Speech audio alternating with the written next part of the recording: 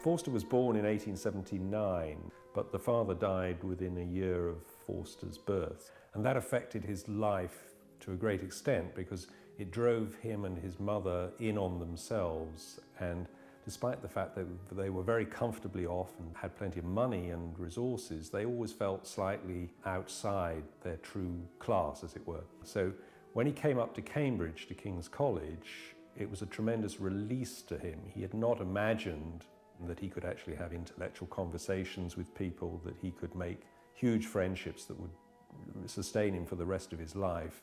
So King's and Cambridge was an enormous release to Forster and really turned him into somebody who thought of himself as being capable of writing books and had the confidence for the first time to think of himself as a writer.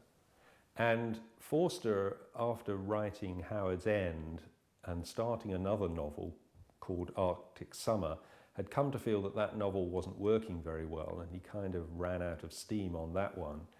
And he had a chance to go out to India with two Cambridge and King's friends of his, and he leapt at the chance to kind of get himself out of what he felt was rather a rut in England, and took off to India. And he wrote letters home to his mum and to other friends, and on the basis of those letters, he began to think that he had the potential to write a good book out of his encounter with India. And I think he felt that India had, in some sense, delivered him from a rather narrow and restricted view of the world, and had opened up the possibility for a completely new novel with a new subject.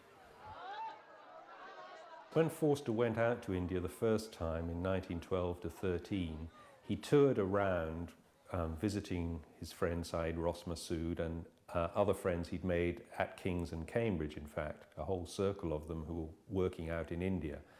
So he had exposure in India to both sides, in a sense, because he was staying with Indians, in the case of Massoud and one or two others of Massoud's contacts, but he was also staying with what he called the Anglo-Indians, that's to say Englishmen who'd gone out to India and were working there.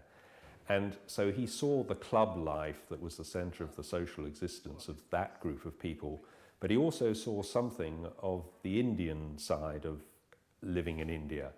And he was very conscious of the hostility and difficulty that both of those groups had in relating to each other. And in a way, the hinge of the novel is exactly that. The Passage to India is about the difficulty of making relationships across that divide, and of one set of people understanding the other set of people, or even tolerating them. I've had 25 years' experience of this country, and I've never known anything but disaster result when English and Indians attempt to be intimate.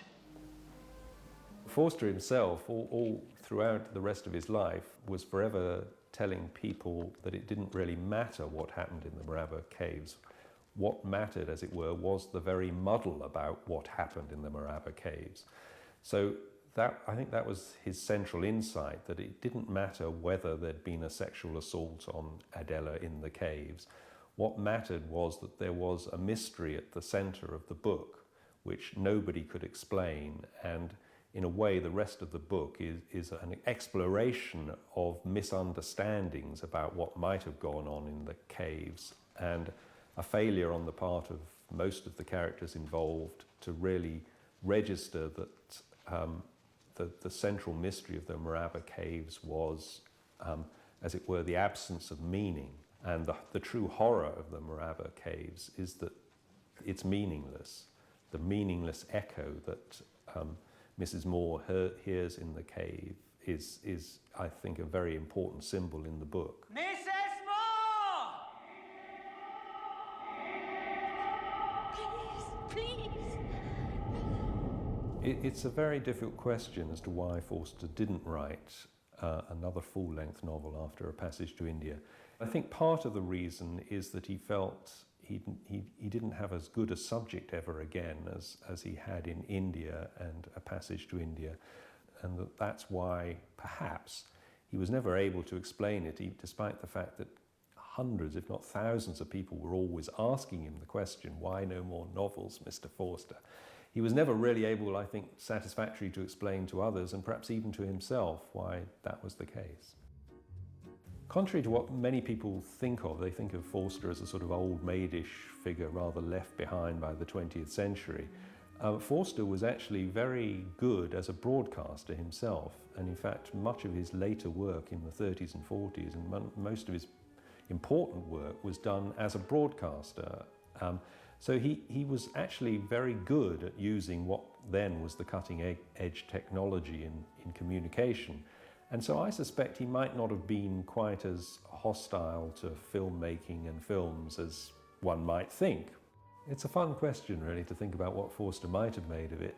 I think he would have been ambivalent about A Passage to India. I think he would have appreciated many things about it, but he might have felt uncomfortable that the novel, as he saw it, was not fully represented in the film.